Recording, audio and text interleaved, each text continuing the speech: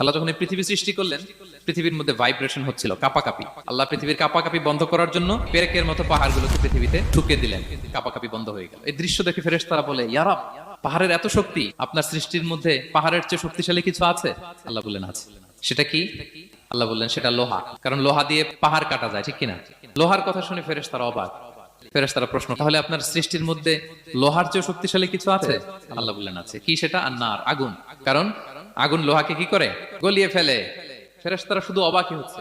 ফেরেশতারা বলে, আগুনের চেয়ে শক্তিশালী কিছু আছে? আল্লাহ বলে আছে, আলমা, পানি। কারণ আগুনে দাউ দাউ করে জ্বলে ওঠা আগুনের মধ্যে পানি দিলে আগুন অস্তিত্ব হারায়। ফেরেশতারা শুধু অবাকই হচ্ছে। তারা বলে, তাহলে পানির চেয়ে শক্তিশালী কিছু আছে? আল্লাহ বলেন আছে, রিহ, বাতাস। কারণ বাতাস পানিকে একদিক থেকে আরেক দিকে নিয়ে যায়। জলের মধ্যে বায়ুর উচ্ছ্বাস লাগলে জলোচ্ছ্বাস তৈরি হয়, ঠিক কিনা?